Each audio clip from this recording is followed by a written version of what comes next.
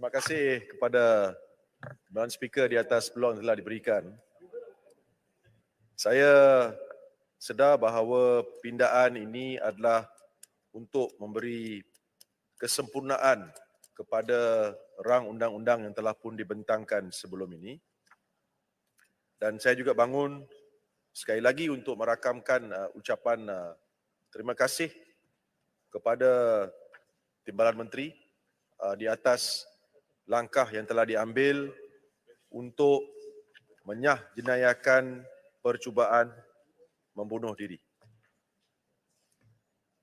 Saya pada masa yang sama ingin juga tanya menggunakan platform ini, selain daripada membentangkan undang-undang ini, adakah kerajaan bercadang untuk memperkenalkan sesi libat urus dengan agensi pertamanya seperti PDRM, agensi seperti Jabatan Kesihatan, khususnya Jabatan Psikiatri, dan juga memperkenalkan beberapa mata pelajaran ataupun sesi libat urus, mungkin taklimat kepada pelajar-pelajar di sekolah rendah dan sekolah menengah.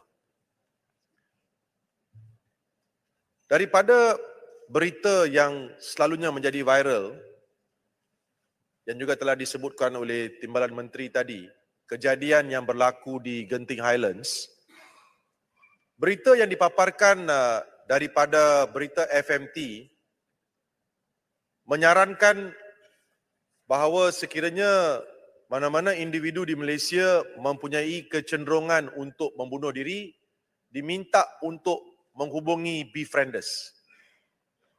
Persoalan saya adalah, memang kita menghargai langkah-langkah yang diambil oleh Persatuan Befrienders yang kita tahu memberi sokongan kaunseling kepada mana-mana individu yang mengalami tekanan emosi, tekanan mental. Tetapi saya mohon kerajaan sekarang mengangkat inisiatif ini dan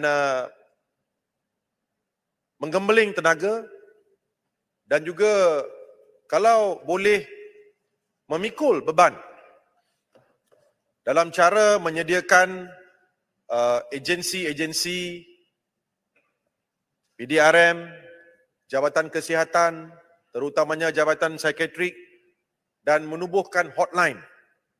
Selain daripada pihak Befrienders, kita juga boleh membantu kalangan individu-individu yang mempunyai kecenderungan untuk membunuh diri ini.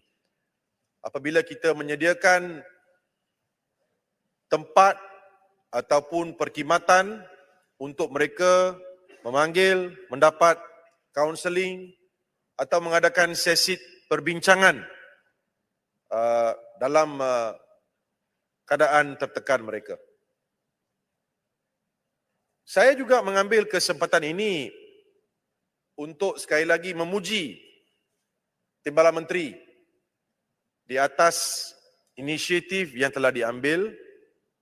Sebelum ini kita lihat di mana rang undang-undang telah digubal untuk membatalkan hukuman mandatory gantung sampai mati dalam kes-kes melibatkan pengedaran dadah, milikkan senjata api dan sebagainya. Saya berterima kasih di mana apabila undang-undang itu digubal dan dibentangkan, kita lihat bahawa hakim diberi budi bicara sama ada untuk mengenakan sesuatu hukuman mati ataupun tidak.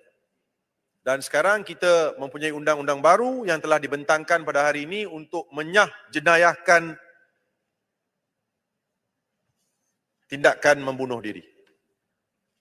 Pada masa yang sama, saya mengambil kesempatan ini untuk bertanya kepada Timbalan Menteri berkenaan dengan undang-undang SOSMA. Apakah langkah-langkah yang sedang diambil oleh Timbalan Menteri dan juga kerajaan untuk mempertimbangkan pemberian jaminan kepada semua yang dituduh di bawah Undang-Undang SOSMA. Saya di sini mengambil kesempatan untuk memuji Timbalan Menteri, di mana rata-rata saya difahamkan beliau telah mengadakan sesi libat urus dengan pergi ke penjara Alor, penjara di Pulau Pinang, di Taiping, Sungai Buloh, mengadakan perjumpaan-perjumpaan dengan keluarga-keluarga yang ditahan, mengadakan perjumpaan-perjumpaan dengan pegawai-pegawai penjara, dan semua ini diterima baik oleh masyarakat umum di luar sana. Perkara yang ingin saya persoal adalah berapakah lama masa yang akan diambil oleh kerajaan untuk mengubal undang-undang. Saya di sini perlu perjelaskan berdasarkan kepada peraturan-peraturan perbahasan Dewan. Saya mempunyai kepentingan kerana saya adalah seorang peguam yang ada membela beberapa orang yang ditahan dan dituduh di bawah SOSMA. Perlu diingat, Timbalan Speaker, suatu masa dahulu kita berada di sebelah sana. Suatu masa dahulu kita berjaya menolak satu rang undang-undang kali pertama dibentangkan oleh pihak-pihak di sebelah sana. Kita berjaya menumpaskan percubaan mereka untuk melanjutkan tahanan SOSMA melebihi 14 hari. Timbalan Menteri adalah salah seorang yang menjadi benteng membahaskan rang undang-undang ini ketika itu. Saya sedar Timbalan Menteri dan pasukan beliau sedang melakukan sebaik-baiknya.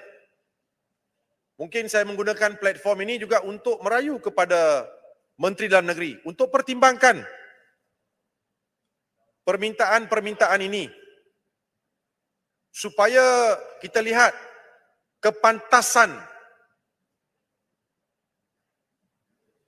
inisiatif yang diambil di bawah undang-undang iaitu membatalkan hukuman gantung sampai mati mandatory, jenayahkan